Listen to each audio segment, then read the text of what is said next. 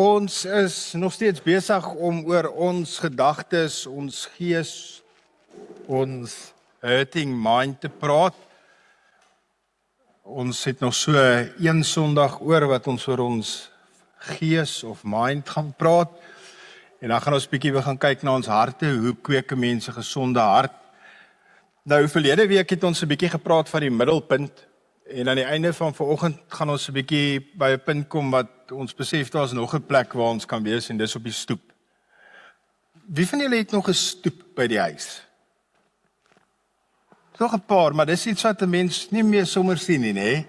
Daar hulle altyd hierdie ouer mense op hulle stoepe gesit het en koffie en tee drink het.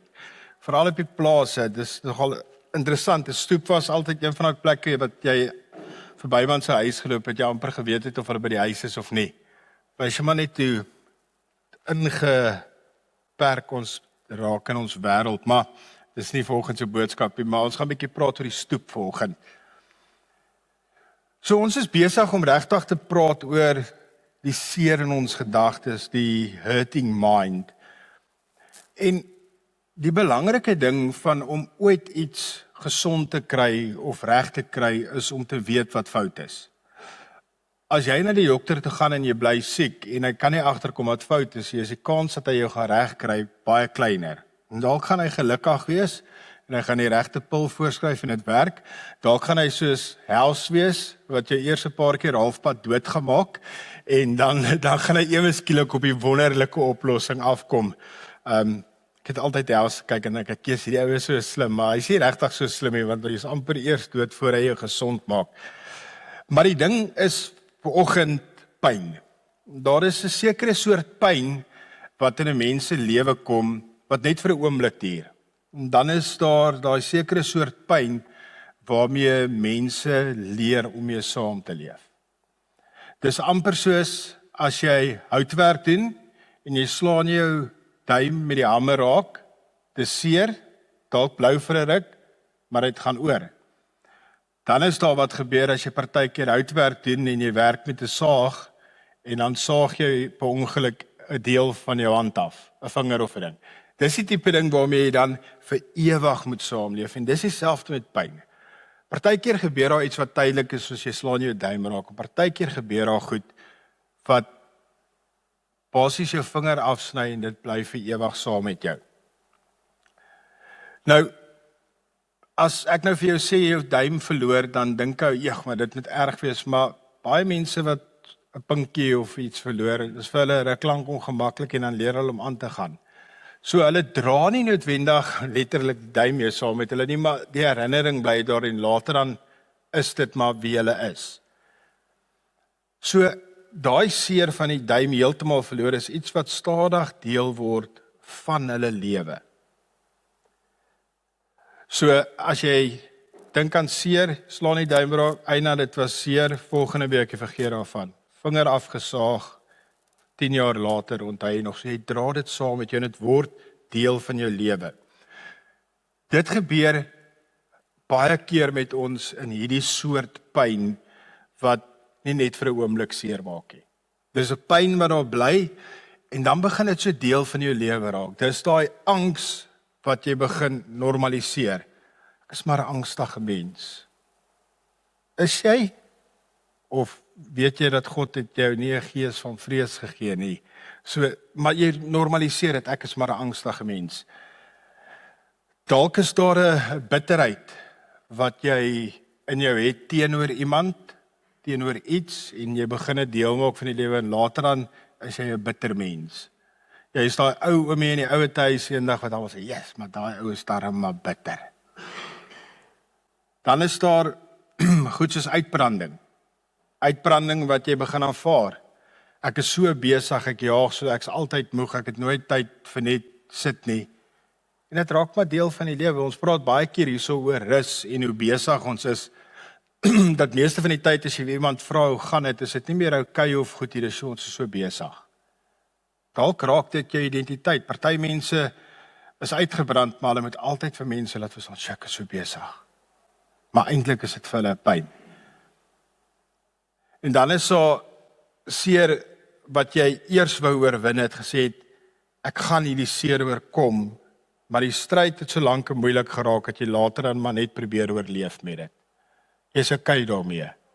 Jy werk nie meer daaraan nie, jy leef maar saam met dit. En wat interessant is hoe maklik dit is, om iets wat tydelik moet wees, later normaal te laat begin voel. As jy op daai plek bly, in daai seer, in daai pyn, en jy bly maar net daar, en jy beweeg nie aan nie, dan raak dit maar net normaal. Goed wat eers vir jou vreemd gevoel het, begin later aan voel soos deel van jou identiteit. Dink maar aan mense wie jy ken. Goed uit hulle verlede, hoe dit hulle definieer. Ek is 'n moeilike mens, want X, Y en Z het gebeur. So daar's altyd daai stories, goed wat nie veronderstel is om jou te wees nie, jou identiteit te wees nie, gaan jy mee saamleef. Voor jy jouself kry is dit wie jy is. Maar Jesus wil ons nooi en na 'n plek toe bring waar ons nie vasgevang word nie. Hy wil ons na 'n plek bring waar hy is en waar hy genesing wil bring. 'n plek waar hy graag waarheid wil bring wat vry maak. En baie keer beteken genesing dat ons moet beweeg. En ons het nou al so 'n bietjie van dit gepraat deur hierdie vorige paar Sondae, mens moet beweeg. Soms is die liefdevolste ding wat Jesus doen, nie net om saam met ons in die pyn te sit nie, maar ook om ons uit die pyn uit te roep. Ek het al baie keer met mense gesels en 'n pad gestap, wat jy kan hoor hulle besef Jesus is daar, en dan hoor ek hoe Jesus hulle probeer uit hierdie pyn uittrek, maar hulle is totaal en hulle okay om in die pyn te bly sit met Jesus as die hoop, want dit is mos maar hoe dit is, dis wie ek is. Maar Jesus roep ons uit die pyn uit. Dit is nie net in die pyn by ons nie, maar hy roep ons ook uit. Dis daai beeld van iemand wat in die modder vassit onder 'n kraans, en Jesus wat op die kraans is en sê, kom hier, ek help jou. En dan sien Jesus maar, okay, die persoon gryp die tou wat ek vir hom afgooi, en kom ek klim in die modder en ek gaan haal hom, en dan Jesus soos, kom saam met my. Daar's 'n ou grappie, ek gaan nie die hele een vertel nie, want ek onthou my so goed nie, maar van die ou wat met die vliegtuig in oor die woestyn gevlieg het en toe gecrash het, en nou wil hy gered word, en hy bid, hy sê, Here, kom help my. So dag later kom maar 'n ou op 'n perd verby, en die ou sê vir hom, kan ek jou help? Hy sê, nee, dis okay, ek het gebid, die Here gaan my kom help. En ou kyk hom aan en hy's weg. Volgende dag kom maar op 'n kameel verby, en hy sê, hoor, jy wil 'n bietjie water hê, wil jy saam met kom, ek sien jy's in die moeilikheid. Hy sê, nee, ek het gebid en die Here gaan my help. Partykeer is ons so. Ons bid en sê, Here, help, stuur uitkoms, dan kom die uitkoms, maar dit is nie 'n partybus nie, en dis 'n ou op 'n perd, en jy wil liewers bly, want die Here gaan jou kom help. Ek het 'n vriendin gehad toe ek gestudeer het, dit was vir my so snaaks geweest. Hy vertel sy ons hoe graag sy wil huis toe gaan vir die lang naweek. Want hulle het nie baie geld gehad nie, soos hy kon nie sommer net huis toe gaan nie. En dan sê iemand vir hoorie, ek gaan daai kant toe, wil jy saamry? Dan sê sy vir die persoon, nee, ek moet eers gaan bid daaroor. Dan is ek soos, jy vertel ons so graag jy wil gaan, so die Here ken jou hart se begeertes, maar jy kies om nie te vat wat hy jou gee nie. Meeste van die tyd het sy maar saam gereis, ek weet nie altyd nie, maar Jesus roep ons uit die pyn. Partykeer is dit ook nie noodwendig die stem wat ons wil hê of hoe hy dit doen nie, maar ons word genooi en uitgeroep om nie vasgevang te bly nie. Ons gaan vandag kyk na Johannes 5, na nog 'n verhaal waar Jesus iemand genees het, ook 'n redelik bekende gedeelte. So kom ons lees saam Johannes 5 vers 1 tot 8 en dan gesels ons oor die teks. Hierna was daar 'n Joodse fees en Jesus het na Jerusalem opgegaan. By die skaappoort in Jerusalem is daar 'n bad in Hebreëus Bethsata genoem, met 5 pilaargange. In die pilaargange het 'n groot aantal siekes gelê, blindes, skrepeles, verlamdes. Daar was 'n man wat 38 jaar aan sy siekte gely het. Toe Jesus hom daar sien lê, bewus daarvan dat hy reeds lank siek is, vra hy vir hom, wil jy gesond word? Die sieke het hom geantwoord, meneer, ek het niemand om my in die bad te sit wanneer die water geroer word nie. Terwyl ek nog besig is om nader te gaan, staan iemand anders voor my in. Jesus sê vir hom, staan op, tel jou slaapmat op en loop. En dadelik het die man gesond geword en sy slaapmat opgetel en begin loop. In die begin van die vers, in vers 3, lees ons in die pilaargange, het 'n groot aantal siekes gelê. Blindes, krepeles en verlamdes. So 'n breë spektrum van mense wat siek is. En dan fokus Johannes op een spesifieke man. Hy sê daar was 'n man wat 38 jaar aan sy siekte gely het. In Johannes 5 vers 5. 38 jaar. Is jy iemand vandag dalk hier wat 38 jaar oud is? Of 38, 9 in die 30s naby dit? Okay, David, hoe oud is jy? 32. Nou langer as wat David al oud is en apparently jag en biltong maak, was die jou siek gewees, verlam. Nou verbeel jou, so lank, verlam. Nie dae nie, nie 38 dae nie, nie 38 maande nie, 38 jare, langer as wat David al leef. Dit moes erg gewees het om so te voel, om so lank in dieselfde toestand te wees, dat dit later aan deel word van wie jy dink en wat jy is 'n verlamde. Dalk verstaan sommige van julle die konsep goed volgens. Miskien is daar iets in jou lewe wat jy al so lank saam met jou dra en so lank al saam met jou stap, dat jy begin dink het, dit is maar hoe ek is. Baie van ons sal seker onthou dat jou ouers op 'n stadium vir jou gesê het, man, dis hoe ek is. Dis nog al 'n ou ding wat met ons generasie saamkom en in ons kultuur. Dis hoe ek is. My pa was 'n moeilike man gewees, so ek is 'n moeilike man. My ma was 'n moeilike vrou, so ek is 'n moeilike vrou. Goed wat so deel word van ons en die goed stap saam met ons en ons sê, dis maar net hoe ek is. Dalk is dit 'n gedagtepersoon. 'n gedagtepersoon. Dalk is dit negatiewe gedagtes, jy's oor elke liewe ding negatief wat daar is. Dalk is dit 'n gewoonte wat jy het. Dalk is dit 'n vrees, dalk is dit bitterheid. Dalk is dit 'n moegheid wat nooit weggaan nie, wat maar net altyd saam met jou is. Jy dalk op 'n stadium daarteen geveg, maar nou het jy vrede gemaak daarmee. Jy was 'n ongeduldige mens, want jou ma of pa was ongeduldig. En in die begin het jy hard probeer om meer geduldig te wees en later dan het jy gevoel ek gaan dit nie wen nie, so kom ek bly nou maar, ek is nou maar 'n ongeduldige mens, want dis wie ek is, so kom ek wees so. En dan kom Jesus na hierdie man toe, wat ook vir 38 jaar verlam was en net gelê het, en hy vra vir hom 'n vraag wat amper vreemd klink. Wil jy gesond word? Dit is nogal 'n vreemde vraag om vir 'n ou te vra wat verlam is. Ek sou nogal aangeneem met die antwoord sommer ja sonder om te vra.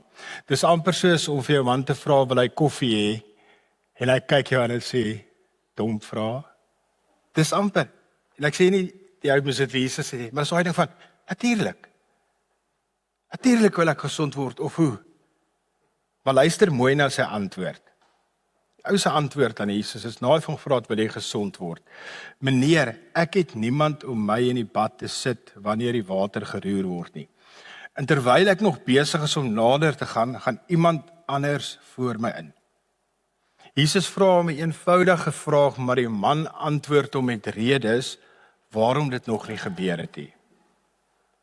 En as dit eerlikheid is wat ons vandag na die tafel toe bring, dan klink dit baie keer presies dieselfde soos wat ons in ons lewens klink. Ek het al probeer. Dis net hoe ek is. Jy verstaan nie waardeur ek gegaan het nie. My familie was nog altyd so gewees. Ek gaan seker maar altyd hiermee sukkel. Ons raak gewoond daaraan en hier kom die stoep in, om op die stoep van die pyn te bly sit. Ek is okay mee. Ek bly my sit, want dis nog hoe dit altyd was. Hierdie verlamde man wou by die water uitgekom het vir genesing. Maar elke dag was daar iets wat hom teruggehou het. Altyd mense wat voor hom daar kom. Wat altyd iets voorkom en baie keer doen ek en jy dieselfde. Ons wil beter word. Jy kan, ek dink vir die slegste mens, wel Dian het vir ons vertel, ons is almal slegte mense, so ek kan maar sê, vir die slegste mense in die wêreld gaan vra, en meeste van die tyd gaan hulle ook wel beter word. Gaan praat met die gangster, wat die diepste in gangsterisme is, dan gaan hy vir jou sê, hy sal graag hier wil uitkom, hy is moeg om so te leef, maar hy is maar hierin, want dis hoe dit is. Dis hoe dit is in Mitchells Plain, in Khayelitsha, waar ook al in Amerika en hulle plekke. Ons wil beter word, maar ons bly sit in hierdie goed wat bekend voel. Ons sit liewers by die pyn, as wat ons bereid is om die ongemak te soek, as jy dink so 'n paar weke terug, toe ons gepraat het oor soek ongemak. Maar die stoep voel veilig. Dis lekker om op die stoep te sit, want jy weet, dis my plek. Dit voel nie goed nie, maar dit voel bekend. Jou stoel het dalk 'n spring op die stoep gekry, wat in jou bout vassteek. Dis so lekker hier, maar ek voel gemaklik hier, want dit is bekend. As ons praat van genees jou seer gedagtes, vra dit 'n paar goed. Dit vra vir ons beweging. Genesing vra beweging. Genesing vra geloof. Genesing vra dat ons Jesus genoeg vertrou om op te staan. Dis interessant waar hierdie gebeurtenis gebeur het by die bad van Betsaida. En daai woordjie beteken letterlik huis van genade. Dis wat daai poel genoem was, die huis van genade. Dis interessant hoe Jesus juis na hierdie poel toe kom wat huis van genade genoem word. En dit herinner ons aan God se werk. Dit herinner ons dat God werk vanuit genade.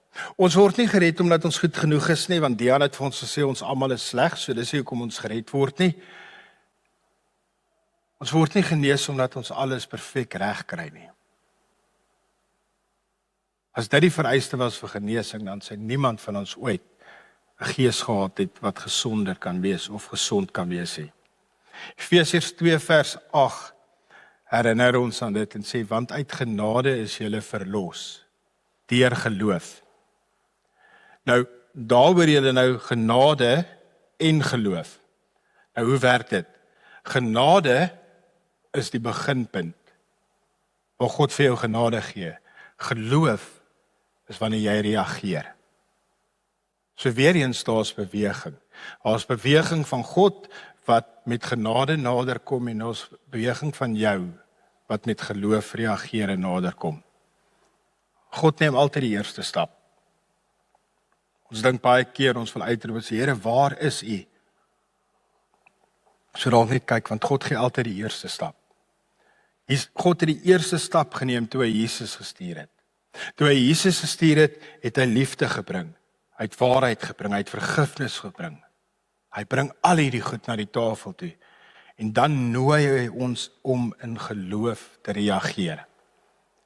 Johannes 5 vers 8 sê Jesus vir die man, staan op, tel jou slaapmat op en loop. En onmiddellik het iets gebeur. Vers 9, en dadelik het die man gesond geword, sy slaapmat opgetel en begin loop. Verlede week het ons gepraat oor die middel, die plek waar jy partykeer moet wees, want God se proses van genesing is nog aan die gang.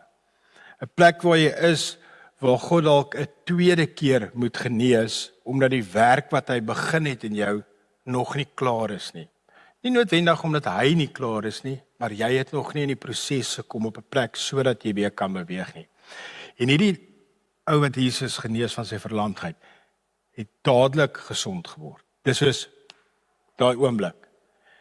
En Jesus sê nie vir hom, soos die miracle preachers doen van, gooi jou kierie weg nie, kan jy jou been beweeg nie. Hy sê net vir hom, staan op en loop. Geen fanfare nie, geen fireworks nie, net staan op, loop, hy vat sy slaapmat en dan gaan hy.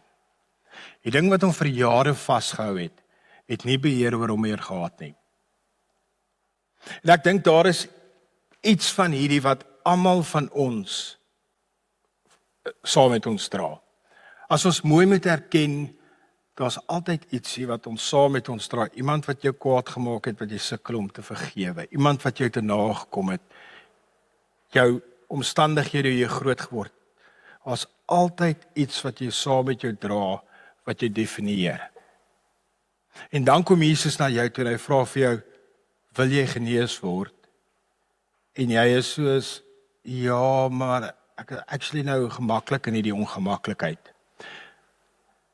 Gaan ons weer terug na die goed wat ons sê, ek is maar net 'n angstige persoon. Ek sal altyd kwaad wees. Ek sal nooit verander nie.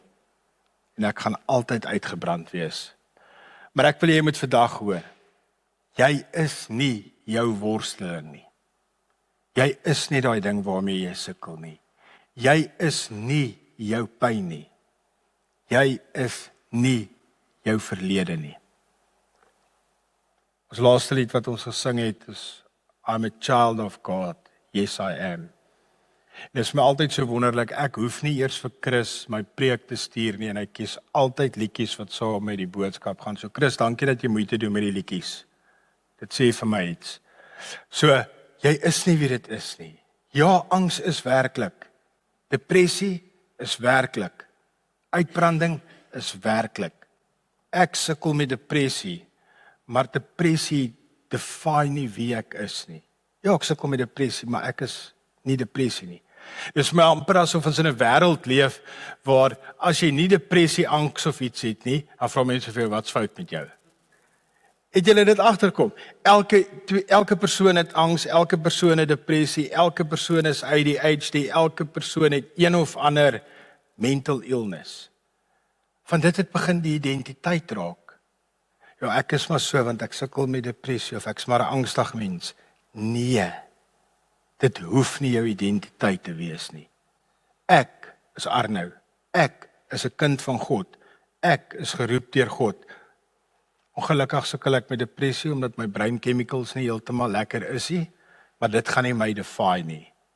Ek is nie 'n depressieleier wat Jesus volg nie, ek is 'n Jesus volgeling wat met depressie sukkel.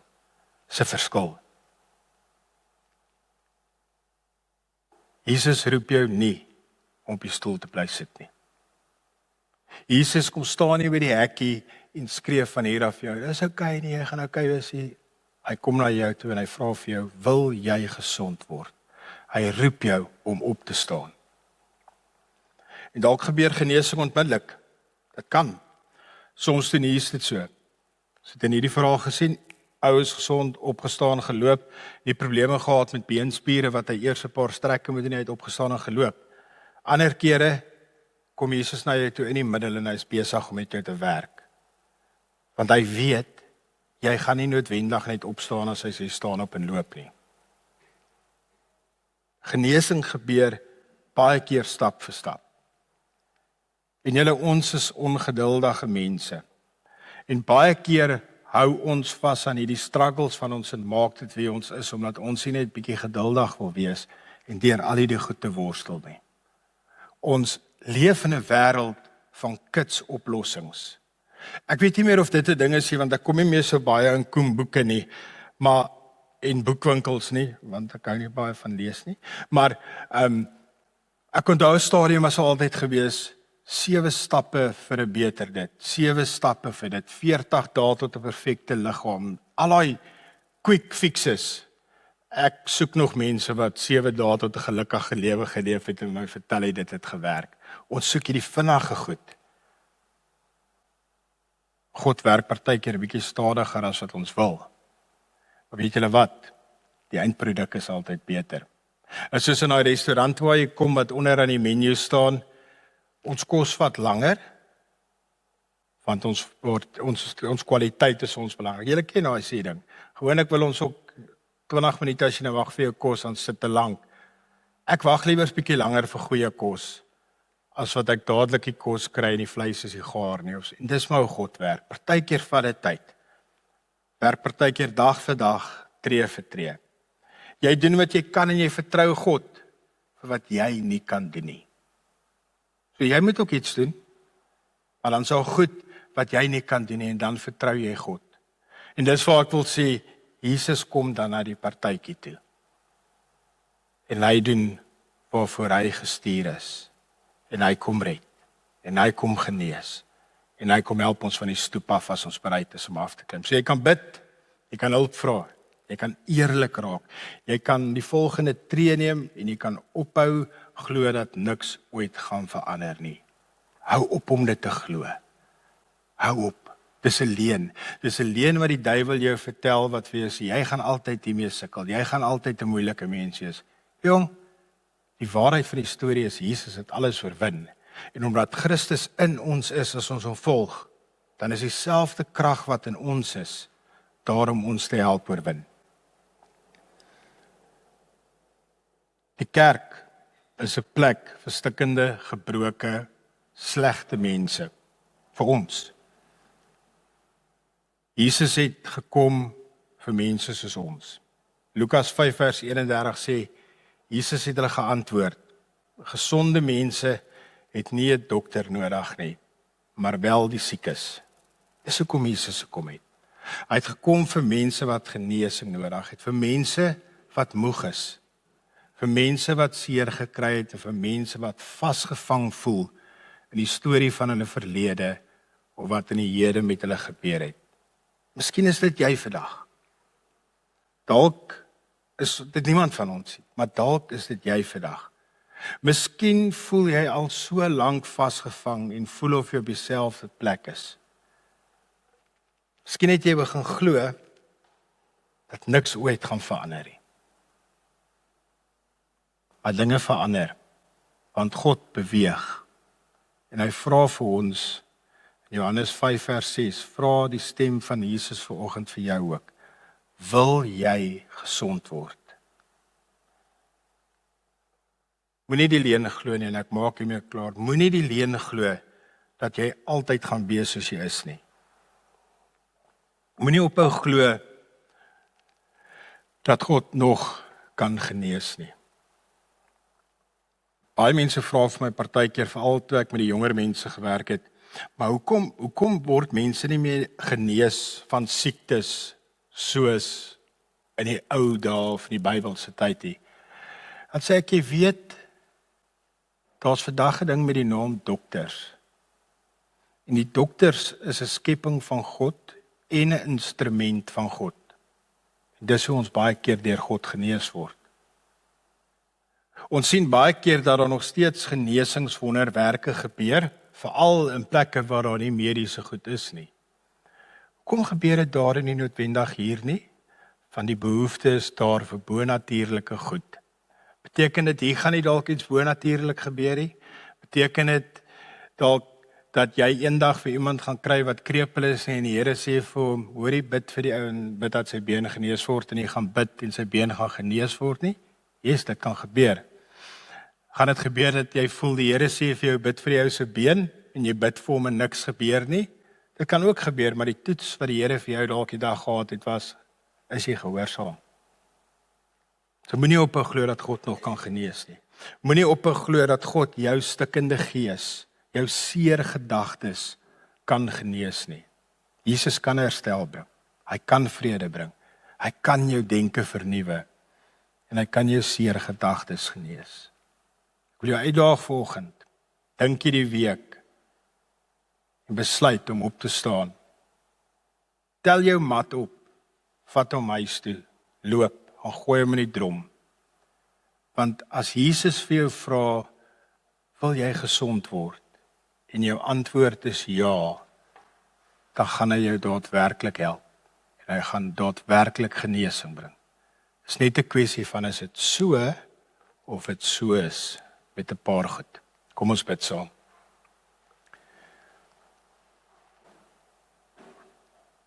Here, ons elkeen het 'n verlede. Ons elkeen het stories, ons elkeen het goed wat met ons in ons lewens gebeur het.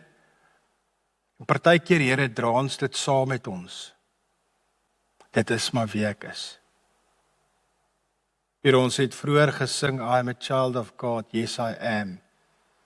Heilige Gees, ek kom vra dat U daai identiteit in ons sal kom sterker maak. Dat ons sal bereid wees om van die stoep van gemak of die stoep van pyn af te stap en te stap na 'n plek waar U genesing wil bring, sodat ons mat kan optel en loop. Here, vir party van ons gaan dit 'n pad wees, en 'n paar stoppe en 'n paar oomblikke van genesing, Here, en ek bid Gees van God, gee vir hulle op daai pad deursettingsvermoë. Here, vir die wat in 'n oomblik genees word van gedagtes wat seer is, ons dankie daarvoor, Here. Here, dankie dat U bereid was om die eerste tree te neem, en dat U vandag nog steeds die eerste tree neem.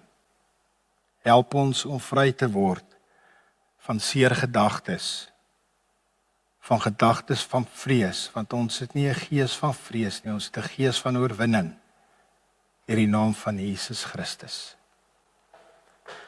Mag die Here jou seën, mag die Here met jou wees, mag sy gees jou lei en help, om van die stoep van pyn af te klim, en in die pad van liefde, vreugde en vryheid te beweeg.